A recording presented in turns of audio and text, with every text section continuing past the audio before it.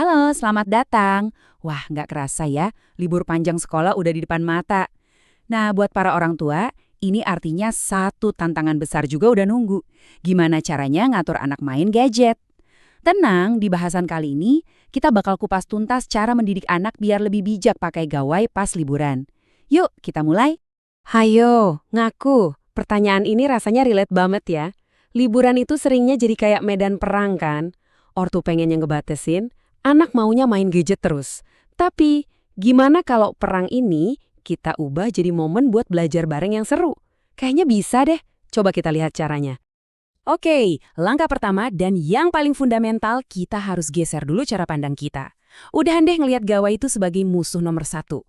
Kita butuh paradigma baru, cara lihat yang lebih fresh, yang benar-benar ngerti peran gadget di kehidupan anak zaman sekarang. Coba deh, kita mundur jauh ke belakang. Ini ada kutipan dari Imam Al-Ghazali, seorang ulama besar dari ratusan tahun yang lalu. Ternyata, beliau itu udah bilang kalau bermain itu penting banget buat anak-anak, biar mereka bisa lepasin penat setelah belajar. Jadi ini bukan cuma soal mau, tapi soal butuh. Sebuah kebutuhan psikologis loh. Nah, ini dia poin kuncinya. Kalau zaman dulu main, itu artinya lari-larian di lapangan, kejar-kejaran, ya kan? Nah, di zaman modern ini, salah satu bentuk utama main, ya lewat gadget. Jadi, gadget itu bukan musuh dari bermain, tapi cuma salah satu alat atau media buat main di era kita sekarang. Kalau kita udah paham ini, kita bisa berhenti deh ngelihat gadget sebagai ancaman melulu. Jadi, jelas ya perbedaannya? Kita geser nih mindset kita. Dari yang tadinya gawai itu musuh, harus dilarang, harus dibatasi seketat-ketatnya. Jadi, oh, gawai itu alat istirahat, yang penting harus kita arahkan dan kita bimbing. Dari melarang jadi membimbing. Nah, ini kuncinya. Oke, sekarang kita masuk ke yang lebih praktis ya. Prinsip pertama, gimana caranya kita ngajarin anak buat jadiin gawai itu teman baik. Ini analogi yang keren banget loh, dan gampang banget dimengerti sama anak-anak. Konsepnya simpel banget kok. Coba deh ajak anak ngobrol. Nah, bayangin deh setiap aplikasi, game, atau akun sosmed yang kamu follow itu kayak teman kamu di dunia nyata. Terus tanya, teman ini baik nggak buat kamu? Bikin kamu jadi lebih pinter, lebih kreatif, atau lebih senang nggak? Atau malah sebaliknya? Dan nasihat ini yang umurnya udah ribuan tahun ternyata relevan banget sama dunia digital sekarang kan? Coba pikir deh, di dunia nyata kita super selektif milih teman buat anak kita. Kenapa kita nggak pakai prinsip yang sama buat teman-teman digital mereka? Padahal pengaruhnya bisa sama kuatnya loh. Terus gimana cara prakteknya? Gampang, ada 3 langkah nih. Satu, bantuin anak milih aplikasi yang ada manfaatnya. Mau itu buat belajar kek, buat ngasah kreativitas kek. Dua, ajak mereka buat follow akun-akun yang ngasih inspirasi positif.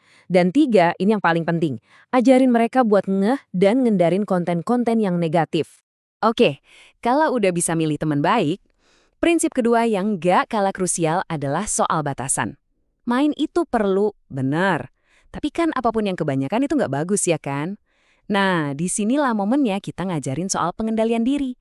Hadis ini bisa jadi fondasi yang kuat banget. Kita bisa ajarkan ke anak, nah, salah satu ciri orang yang baik itu, dia bisa fokus ke hal-hal yang berguna dan ninggalin yang sia-sia. Nah, main gadget sampai lupa waktu itu, termasuk yang sia-sia kan? Penting banget buat kita ingetin terus, tujuan utama main pas liburan itu apa sih? Tujuannya kan buat nyegerin otak, biar nanti pas masuk sekolah lagi, fresh. Kalau main gadgetnya kebablasan, yang ada malah otaknya capek, mata rusak, emosinya jadi nggak stabil. Nah, itu kan kebalikannya dari tujuan awal liburan. Dan kerennya lagi, kearifan lama ini ternyata nyambung banget sama sains modern. Coba lihat deh, ini panduan waktu layar dari American Academy of Child and Adolescent Psychiatry. Jelas banget kan, ada batasannya berdasarkan umur.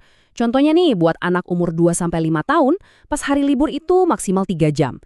Nah, ini bisa jadi patokan yang jelas buat kita di rumah. Oke, sekarang kita sampai di bagian yang mungkin paling penting dari semuanya. Kita udah punya 2 prinsip keren tadi, pilih teman baik dan jangan berlebihan. Tapi pertanyaannya, gimana cara paling efektif buat nanamkan nilai-nilai ini ke anak? Jawabannya ada di kita, para orang tua. Jujur ya, kutipan ini rasanya kayak jelek banget, nusuk. Jelas banget dibilang kalau kita ngelarang anak melakukan sesuatu, kitanya sendiri asyik melakukannya di depan mereka, ya udah, metode pendidikan kita gagal total, nggak akan ada pengaruhnya sama sekali. Anak itu nggak dengerin, mereka itu niru. Dan ini intinya, perbuatan kita itu ngomong jauh lebih kenceng daripada ucapan kita. Kita nggak bisa nyuruh anak dengerin omongan kita, sementara kelakuan kita nunjukin hal yang beda. Jadi kalau mau anak bijak pakai gawai, ya kita dulu yang harus jadi contohnya. Titik. Jadi kita rangkum ya, kunci suksesnya apa aja. Pertama, jadi teladan.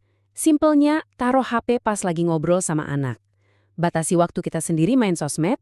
Kedua, ingat, contoh nyata itu jauh lebih nampol daripada omelan. Dan yang ketiga, konsisten. Aturan yang dibuat itu harus berlaku buat semua orang di rumah. Termasuk, ya, kita sendiri. Nah, sebagai penutup, coba deh kita ambil waktu sejenak buat nanya ke diri kita sendiri. Sebelum sibuk ngedidik anak, yuk ngaca dulu. Gadget yang saya pegang tiap hari ini udah jadi teman baik buat saya belum ya? Mungkin jawaban jujur dari pertanyaan ini adalah langkah pertama yang paling penting dalam perjalanan kita mendidik anak-anak kita. Coba direnungkan ya.